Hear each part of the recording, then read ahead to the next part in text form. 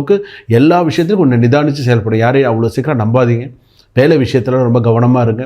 ரொம்ப தூரத்துக்கு போயிருக்கீங்களா, ஃபோன் பண்ணி வீட்டில் பேசுங்க. ஸோ இந்த மாதிரி இடத்துல இருக்கேன், நான் வந்துடுறேன் அப்படின்னு சொல்லி கொஞ்சம் பேசுங்க. அந்த மாதிரி கொஞ்சம் கவனத்தோடு இருக்கிறது நல்லது. சில நேரத்தில் அவப்பெயர் வந்துடும். வேலை செய்கிற இடத்துல கூட்டாக சேர்ந்து வேலை செய்யக்கூடிய பெண்கள் இடத்துல ஏதாவது ஒரு 2 பெண்களுக்கு அந்த இடத்துல ஏதாவது ஒரு அவப்பெயர் வரும். அதுவும் முக்கியமாக சித்திரை நட்சத்திர கன்னிராசி, ஹஸ்த நட்சத்திர கன்னிராசி ஏதாவது ஒரு அவப்பெயர் வரும். ஸோ அந்த மாதிரி விஷயத்தில் கவனமாக இருங்க. வண்டி வாகனங்களில் மிகுந்த கவனத்தோடு இருங்க. அதே போல் நீங்கள் வழிபாடு செய்ய வேண்டியது அஷ்டபுஜ துர்கை. கேள்விப்பட்டிருக்கீங்களா? அஷ்டபுஜ துர்கை. ஸோ அந்த துர்கை வழிபாடு பண்ணுங்கள். சரி, எங்கள் ஊரில் உங்களுக்கு அஷ்டபுஜ துர்கை இல்லையா, அட்லீஸ்ட் நார்மலாக இருக்கக்கூடிய துர்கை அம்மன் வழிபாடாவது போய் பண்ணுங்கள். அஷ்டபுஜ துர்கை வழிபாடு பண்ணினா ரொம்ப ரொம்ப ரொம்ப ரொம்ப சிறப்பு. அப்படி உங்களால் செய்ய முடியலன்னா அட்லீஸ்ட் ஒரு துர்கை அம்மன் கோயிலுக்கு போய் அம்பாளுக்கு ஒரு விளக்கேற்றுறதோ ஒரு குங்கும அர்ச்சனை பண்ணுறதோ எது பண்ணினாலுமே சரி, உங்களால் என்ன முடியுமோ அதை நீங்கள் பண்ணி அந்த வழிபாடை நீங்கள் சிறப்பாக நீங்கள் பண்ணி